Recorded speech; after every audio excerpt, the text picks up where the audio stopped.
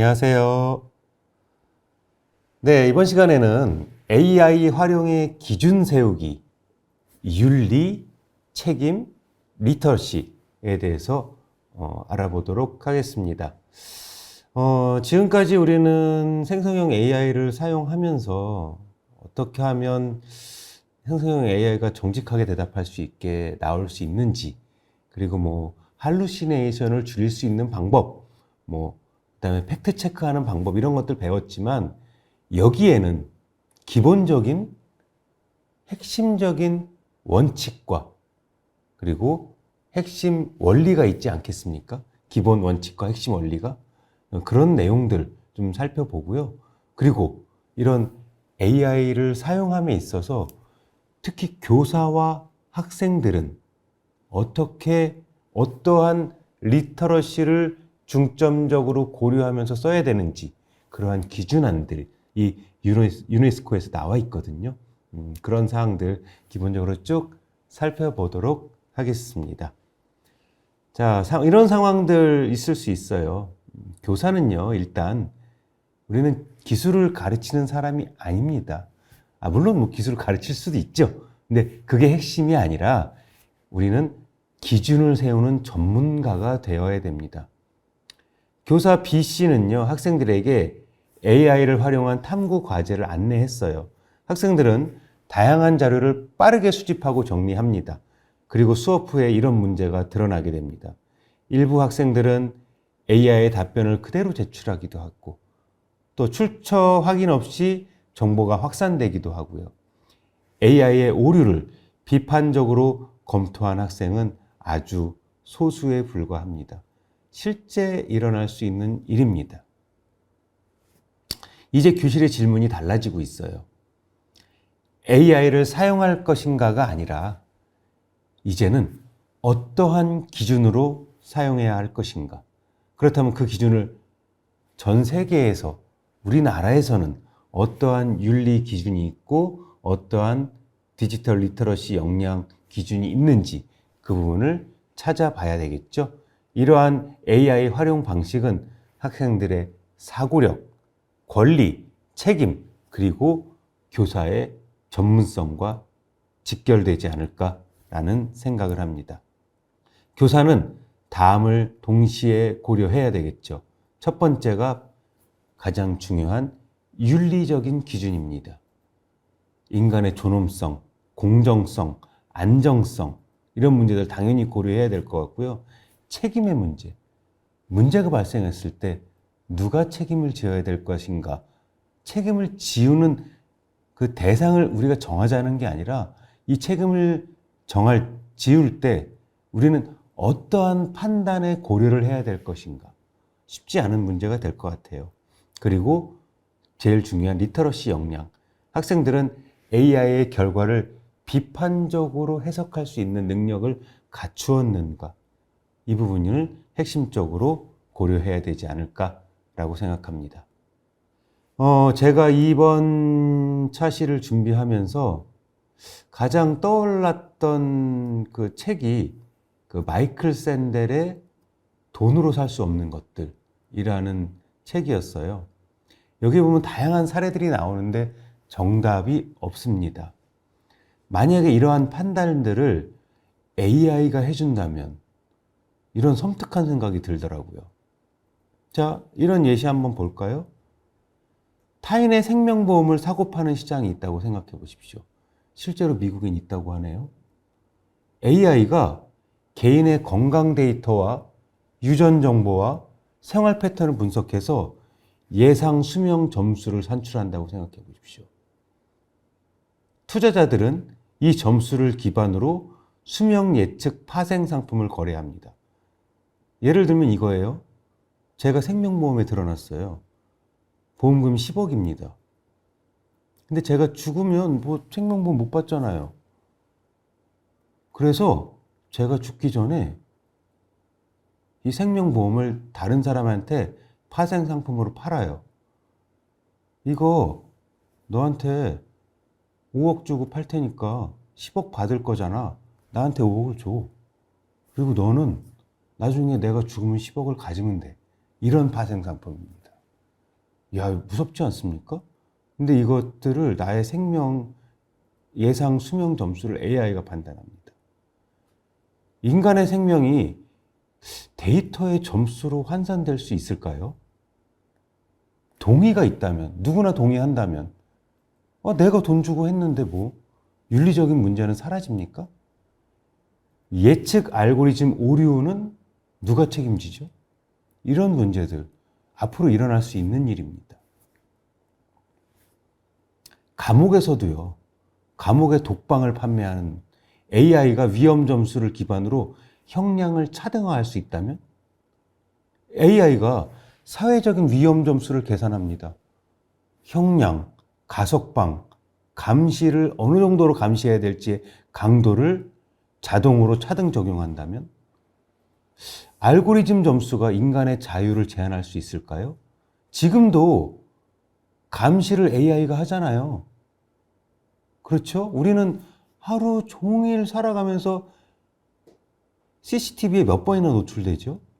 그런데 이런 범죄 감시를 특정한 인물들을 중심으로 더 감시한다면 과연 공정한 걸까요? 이런 점수의 산출 기준은 공개되어야 되지 않을까요? 경제적인 자원이 많은 사람이 더 좋은 법률 AI를 활용한다면 그건 과연 공정할까요? 라는 질문들. 학교 내에서가 아니라 오히려 이런 사회의 문제들을 우리가 더 깊이 생각해 본다면 교실에서는 AI를 어떻게 사용할지 고민되지 않으십니까?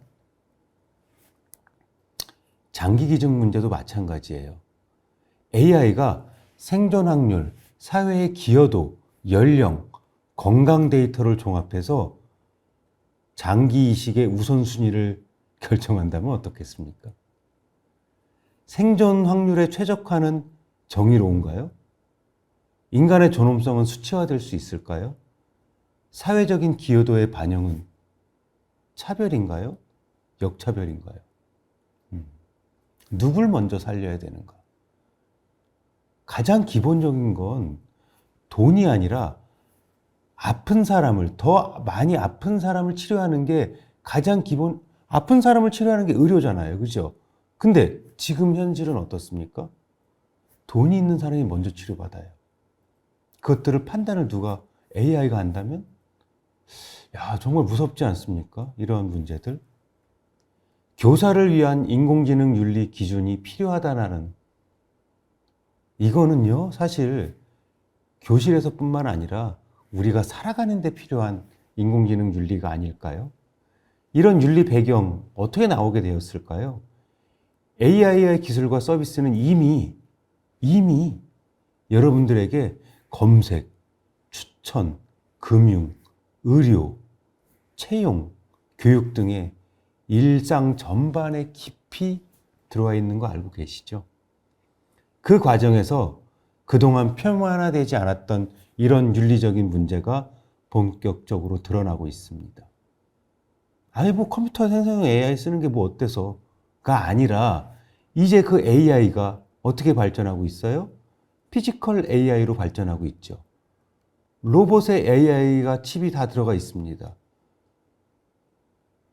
로봇이 실수해서, 로봇 AI가, AI 로봇이 실수해서 저에게 상해를 입혔다. 법적으로 어떻게 처벌하죠?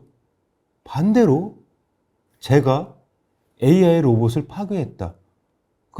무슨 기물파손이면 끝날까요? 이 문제 상당히 쉽지 않아요. 법적인 책임과 권리, 권한 어디까지 주어야 할 것인가. 이러한 이미 배경들이 깔려 있다는 것이죠. 왜 이런 문제가 가시화되었을까요? 첫 번째, 기술의 오남용이 확대되었기 때문이에요. 잘 알고 있는 딥페이크 영상. 이제 영상 제작 너무나 쉽지 않습니까? 클릭 한 번으로 영화를 만드는 시대입니다. 자동화된 허위 정보의 생성형 AI를 이용한 과제를 대피라는 것. 기술 자체보다는 우리의 사용 방식의 문제가 점차적으로 확대되고 있습니다. 또한 이 문제 심각하죠. 알고리즘에 대한 의한 차별, 채용이라던가 대출이라던가 보험 심사를 할 때 알고리즘 편향성, 너무나 식상한 문제들이잖아요, 이제. 그렇죠? 특정 집단의 불리한 결과를 반복하는 것. 데이터 기반이라는 표현이 항상 공정하다라는 것을 의미하지는 않는다라는 거죠. 다음은 프라이버시 침해입니다.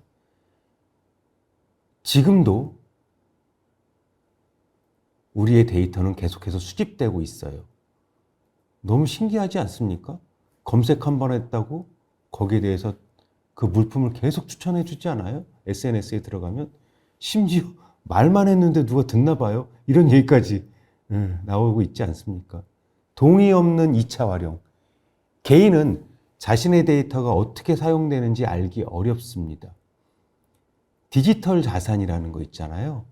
최근에는 SNS나 아이폰 같은 경우에 처음에 세팅을 할 때 나의 디지털 지적 재산권을 내가 사후에는 어떻게 할 것인지 세팅하게 돼 있습니다. 목소리, 지금 김광석 가수의 목소리 디지털 저작권 어떻게 되고 있습니까? 이러한 문제들 그냥 흘려서 보낼 것이 아니잖아요. AI가 다 자동 생성해서 새로운 노래를 만들어내고 있다면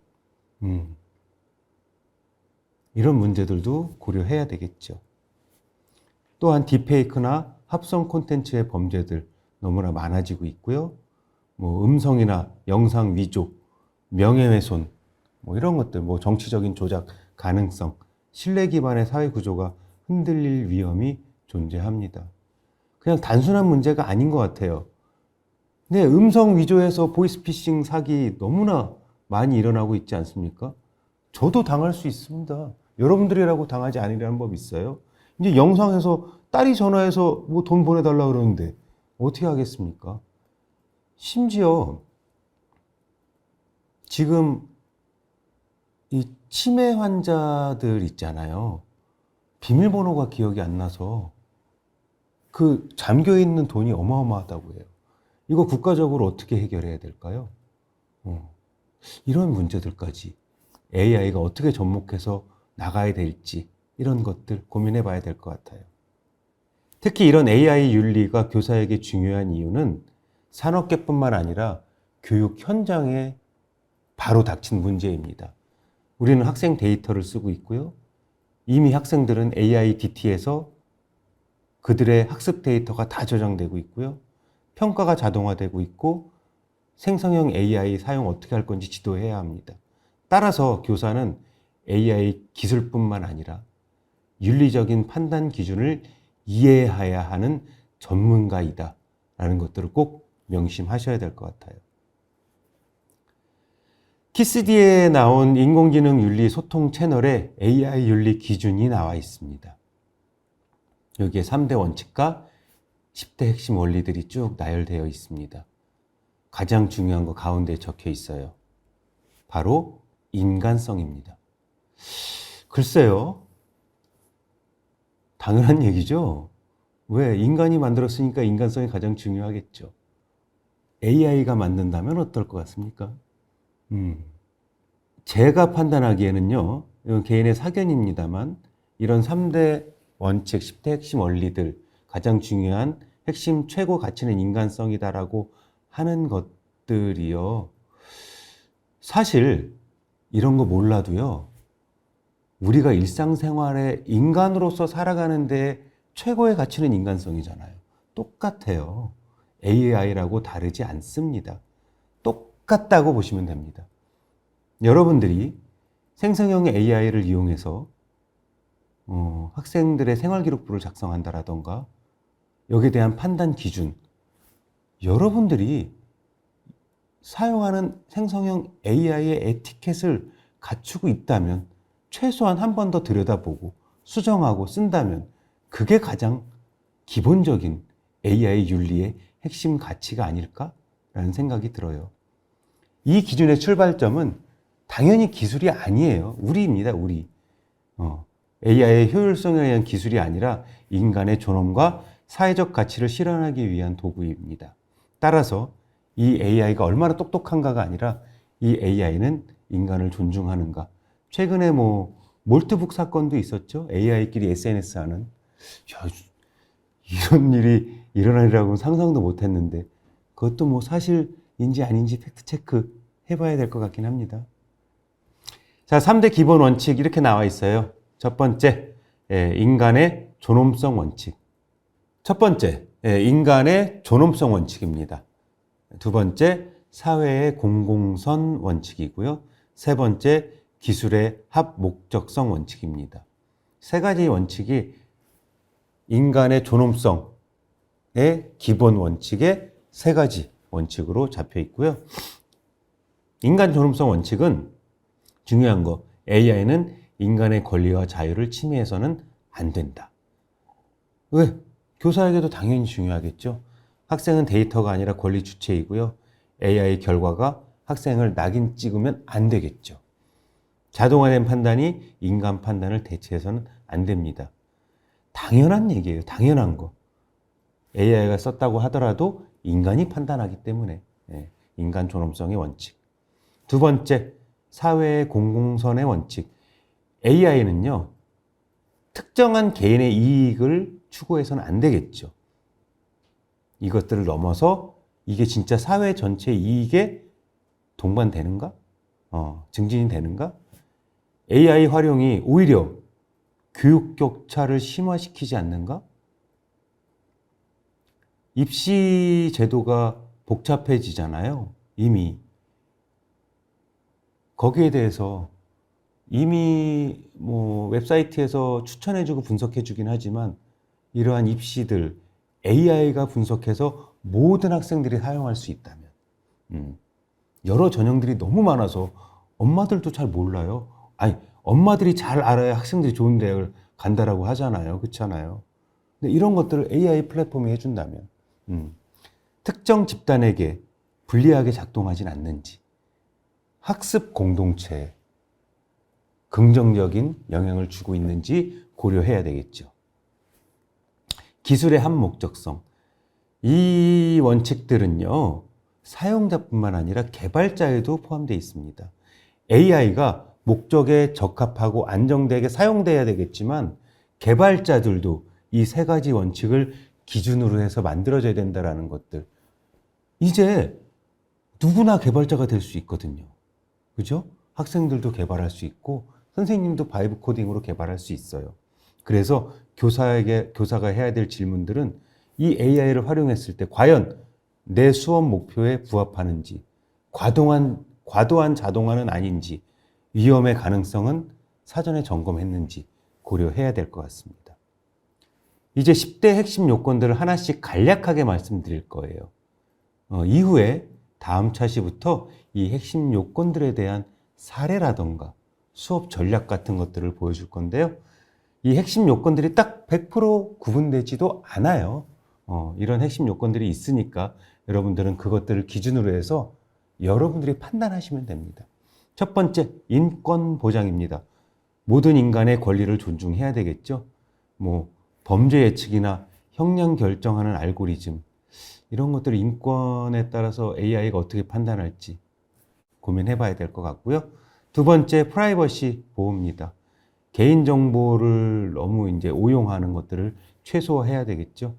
우리가 어떤 AI 기업이 우리가 CCTV, 특히 중국에서 그렇게 많이 한다고 하잖아요. 웹 스크래핑하고 얼굴 인식 데이터베이스 구축해서 좋습니까? 제가 어디를 다니든 뭘 하는지 다 데이터로 저장돼 있다면 내 기분이 어떤지 내가 지금 뭘 원하는지 저는 절대 반대할 겁니다. 이런 것들. 세 번째는 다양성 존중입니다. 편향과 차별을 최소화해야 되는데 글로벌 IT 기업의 AI 채용 도구의 편향성 논란, 이거 너무나 유명한 얘기니까 다들 잘 알고 계실 겁니다. 근데요, 이 AI의 편향성은 인간이 편향되어 있기 때문에 AI도 편향되어 있는 거예요. 인간이 편향되어 있지 않기 어렵잖아요. 그렇죠? 그래서 사람이 먼저 편향되지 않도록 노력해야지 AI도 편향되지 않겠죠. 그런 부분들. 네 번째, 침해 금지. AI를 해로운 목적으로는 사용해서는 안 돼요. 특히 말씀드렸던 보이스피싱이라던가 딥페이크 사기 이런 데로 이용돼서는 안 되겠죠. 다섯 번째, 공공성입니다. 사회적 가치를 증진시켜야 돼요. AI가 판단해서 성적순으로 장학금을 지급한다라고 생각해 보십시오. 이게 사회적 가치에 맞습니까? 단순한 성취도 중심의 배분은 경제적 취약 학생의 학습 지속 가능성을 충분히 반영하지 못하잖아요. 그래서 공공성과 형평성을 지속 가능한 포함한 정책 판단을 요구하다라고 보실 수 있겠습니다. 여섯 번째는 연대성입니다. 다양한 주체의 참여를 보장해야 돼요.